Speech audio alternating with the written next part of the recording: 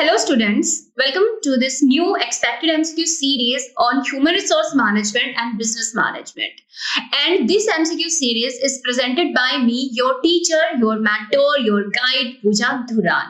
So before starting the session, मैं आप लोगों को यहाँ पर कुछ इंफॉर्मेशन देना चाहूंगी about the difficulty of this questions, कितने टोटल नंबर ऑफ क्वेश्चंस यहाँ पर रहेंगे एंड वेटेज क्या रहेगी इन क्वेश्चंस की अगर हम इनको एग्जाम सेंट्रिक लेवल पर लें। सो यहाँ पर टोटल नंबर ऑफ एमसीक्यूज जो रहेंगे वो रहेंगे 5।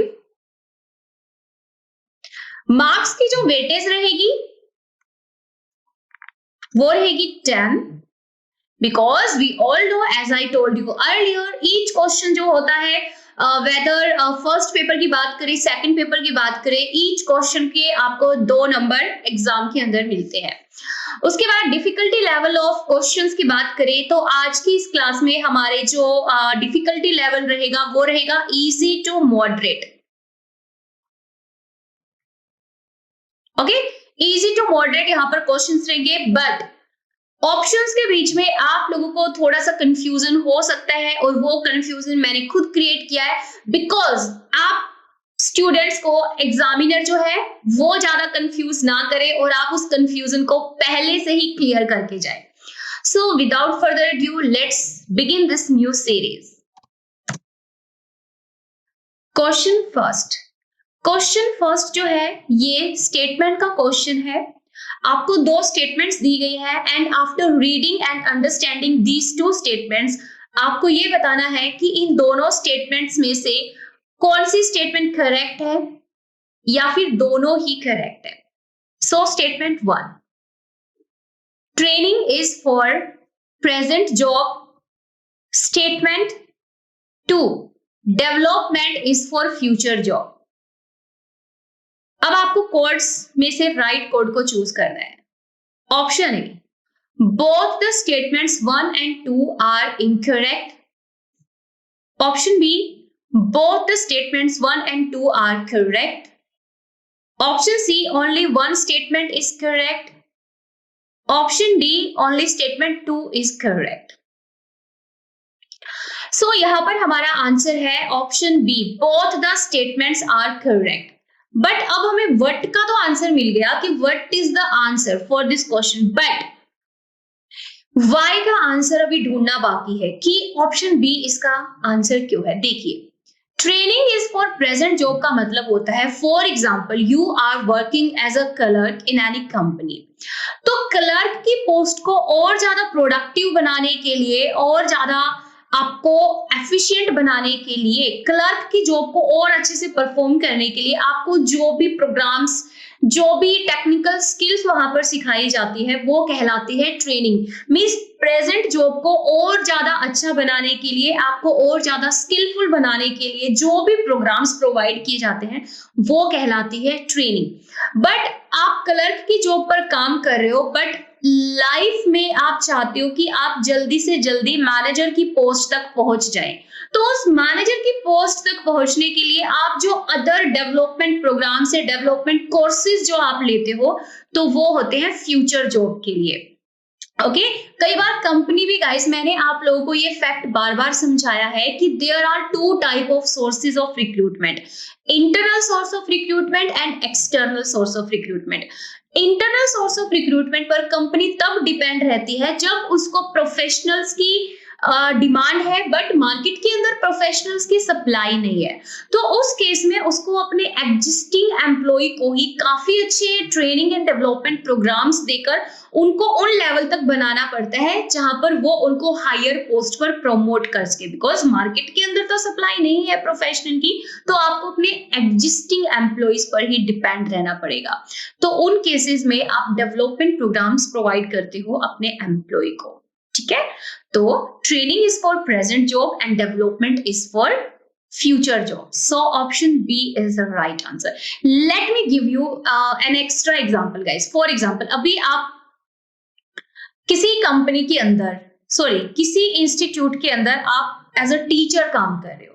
ठीक है, या आप किसी स्कूल के अंदर for example as a teacher काम कर रहे हो, ठीक है, लेकिन आपको ये है कि भाई मुझे तो यूनिवर्सिटी लेवल पर पढ़ाना है, तो यूनिवर्सिटी लेवल पर पढ़ाने के लिए you have to clear the NET exam. तो नेट एग्जाम के लिए आप जो भी कोचिंग्स लोगे, जो भी ऑनलाइन कोर्सेज लोगे, तो वो क्या है, वो आप अपनी फ्यूचर जॉब के लिए जो भी स्टेप्स ले रहे हो वो कहलाती है डेवलपमेंट प्रोसेस। ओके, सो ये कहलाएगा कि ट्रेनिंग प्रेजेंट के लिए और डेवलपमेंट फ्यूचर जॉब के लिए, and option B is the right answer.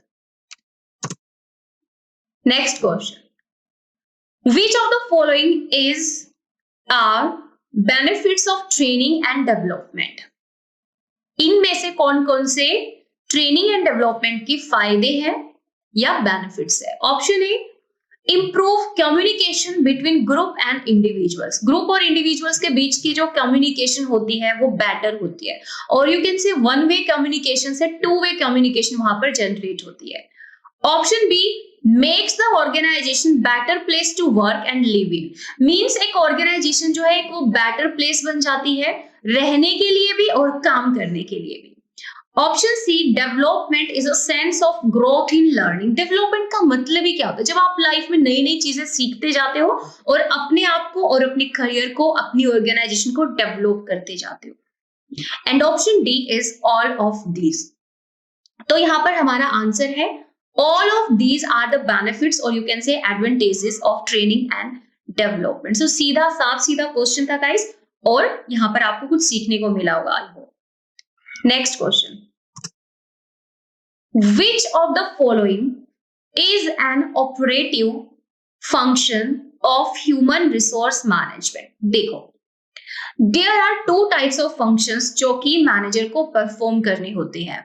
The first type is जो हम लोग 11th क्लास से पढ़ते आ रहे हैं, मैनेजरियल फंक्शन, जो आपके प्लानिंग से शुरू होते हैं और कंट्रोलिंग पर खत्म हो जाते हैं। लेकिन जैसे जैसे आप ग्रेजुएशन और पोस्ट ग्रेजुएशन में जाते हैं, आप ऑपरेटिव फंक्शन के बारे में भी पढ़ना शुरू कर देते हैं। तो जब हम लोग प्लानिंग टू कंट्रोलिंग की बात करते हैं, those are the managerial function, but जब हम लोग एचआर मैनेजमेंट की बात करते हैं तो वहां पर ऑपरेटिव फंक्शंस भी आ जाते हैं। हिंट मैंने आप लोग को प्रोवाइड कर दिया गाइस। तो यहां पर जो ऑपरेटिव फंक्शन है वो है record and research and compensation. तो हमारा आंसर हो जाएगा फाइनली यहां पर option D, because record and research and compensation are the operative functions of human resource management. Option A इसलिए नहीं है because planning is managerial function, और मैंने यहां पर साफ साफ आप लोगों से पूछा है ऑपरेटिव फंक्शन के बारे में। ठीक है, let's move on to the next question.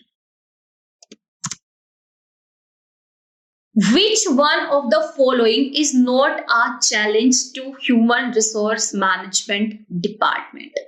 इनमें से कौन सा चैलेंज एचआर मैनेजमेंट के लिए नहीं है, बट वो कंपनी के किसी दूसरे डिपार्टमेंट से किसी दूसरे यूनिट के लिए चैलेंज है?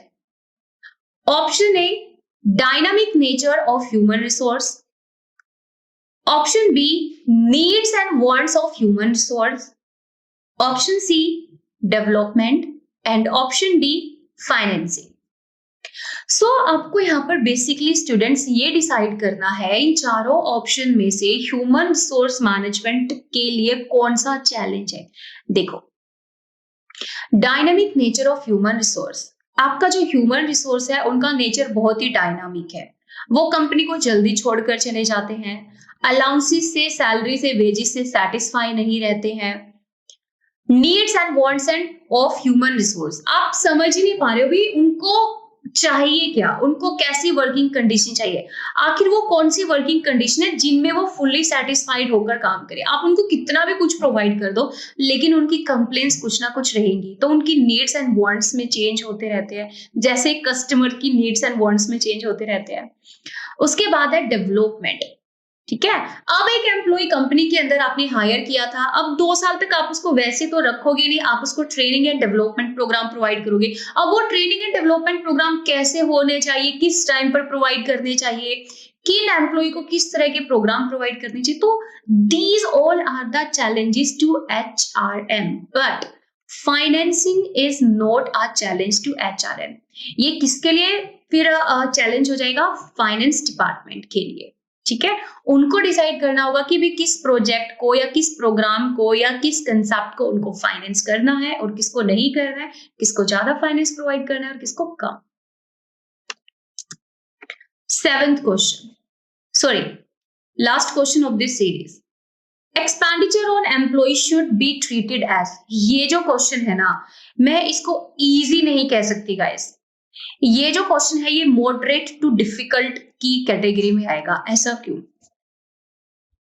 एक्सपेंडिचर ऑन एम्प्लॉय मतलब आप अपने एम्प्लॉय पर जो भी खर्चा करते हो उसको किस तरह से ट्रीट करना चाहिए। Option A wastage of money, option B cost to organisation, option C liability to organisation या option D none of these.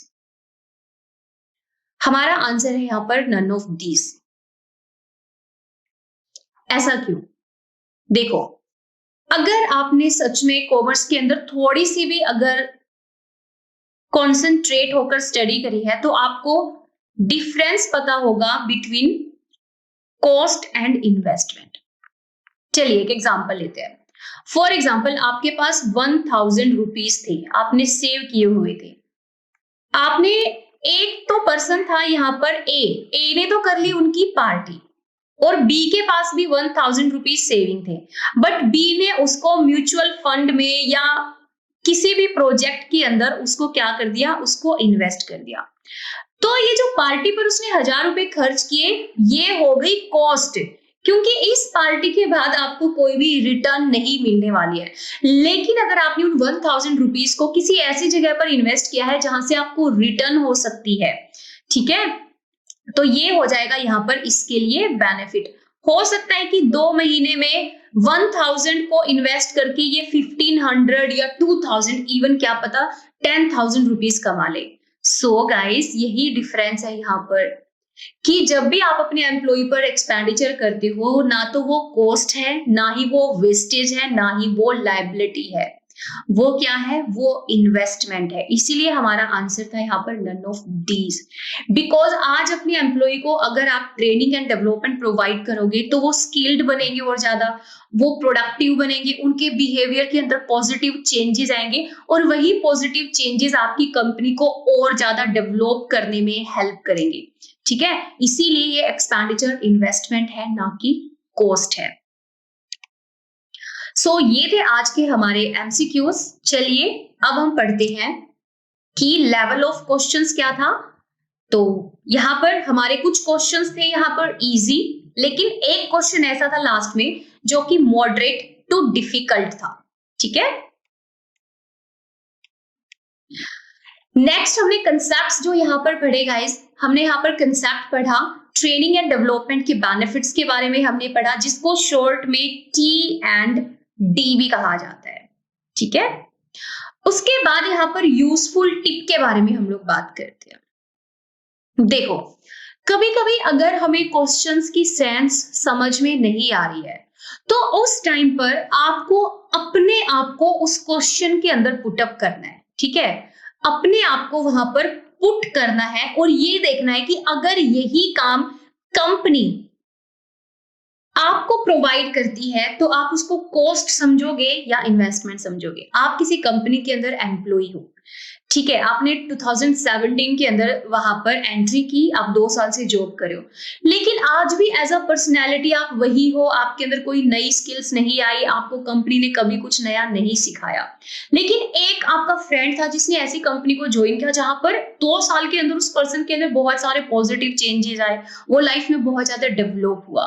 ठीक है, तो ये जो एम्प्लॉई वाला क्वेश्चन था जिसमें हमने देखा कि भी एम्प्लॉय पर जो एक्सपेंडिचर है वो कॉस्ट है या इन्वेस्टमेंट है, वो आप खुद को रख कर देखो कि आप किसी कंपनी के अंदर आपको बार बार कंपनी ट्रेनिंग डेवलपमेंट प्रोवाइड कर रही है तो वहां पर आपको अच्छा नहीं लगेगा कि कंपनी आपको बहुत ज्यादा स्किल्ड बना रही है। तो कभी कभी अगर क्वेश्चन समझ में ना आए तो उस क्वेश्चन के अंदर अपने आप को पुट करके देखो कि अगर आप एम्प्लॉय होते तो आप क्या कंपनी से एक्सपेक्ट करते, तो डेफिनेटली आप वहां पर एक राइट आंसर को चूज कर पाएंगे। सो ये थे आज के हमारे एमसीक्यूज।